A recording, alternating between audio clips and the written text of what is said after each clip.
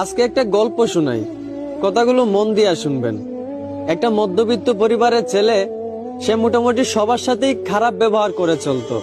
সে রাত 1টা 12টায় বাসায় ফিরতো। এই কারণে তার বাবা তাকে অনেক বকাঝকা করত। আর ছেলেটাও তার বাবার সাথে তর্কে জড়ায় যাইতো। ছেলেটা যখন বন্ধুদের সাথে বাইরে আড্ডা দিত, তখন তার একটা বন্ধুর সাথে সে অনেক খারাপ ব্যবহার করত। ওই বন্ধুটাকে সে পাত্তাই দিত না।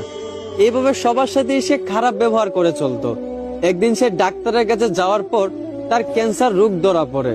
ডাক্তার তখন তাকে বলে, আপনি আর বেশি দিন বাঁচবেন না, মাত্র কয়েকদিন বাঁচবেন। এই কথাগুলো শুনে ছেলেটা অনেক কষ্ট পাইল। প্রতিদিনের মতোই সে রাত 12টার সময় বাসায় ফিরল।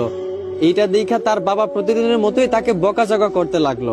কিন্তু অবাক করা বিষয়, প্রতিদিনের মতোই ছেলে তার বাবার সাথে তর্কে না জড়াইয়া তার বাবার গালিগুলা মন ভরে শুনতে লাগলো।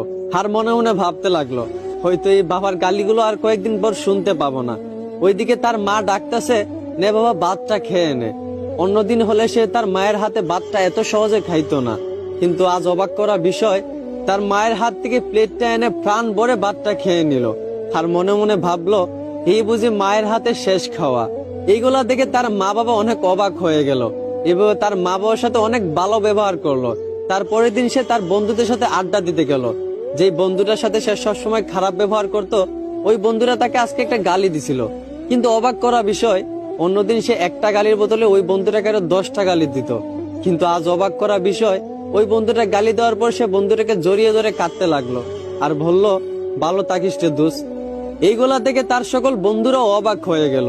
যেই বন্ধুটা কখনো খারাপ ব্যবহার না করে থাকতে পারতো না, সেই বন্ধুটা সবার সাথে হাসি মুখে ভালো ব্যবহার করতেছে।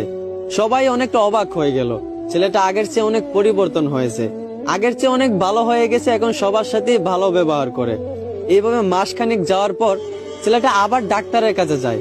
ডাক্তারের কাছে যাওয়ার পর ডাক্তারকে জিজ্ঞেস করে, আপনি বলছিলেন আমি হয়তো কয়েকদিন বাঁচবো, কিন্তু প্রায় 1 মাস কেটে গেল। আপনি কি কোনো গ্যারান্টি দিতে পারবেন যে আমি আর কতদিন বাঁচবো?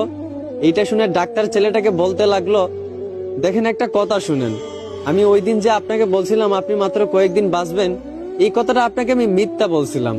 আর মিথ্যা বলার কারণ আপনাকে পরিবর্তন করা। আপনি আগে সবার সাথেই খারাপ ব্যবহার করতেন।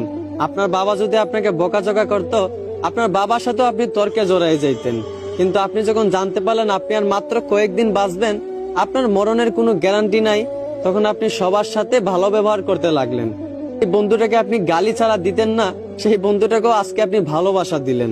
আসলে এইখান থেকে আমরা একটাই শিক্ষা পাই, যে প্রত্যেকটা মানুষ যদি তার মরণের কথা স্মরণ করত, যে হয়তো বা আজও তো মারা যেতে পারি, কালও তো মারা যেতে পারি, এখনো তো মারা যেতে পারি, এইভাবে যদি প্রত্যেকটা মানুষ তার মরণের কথা স্মরণ করত, তাহলে দেখতেন কোনো মানুষই দুনিয়াতে খারাপ ব্যবহার করত না, কেউই কারো প্রতি কোনো অভিযোগ রাখতো না, কেউই কাউকে মাফ না করে থাকতে পারতো না।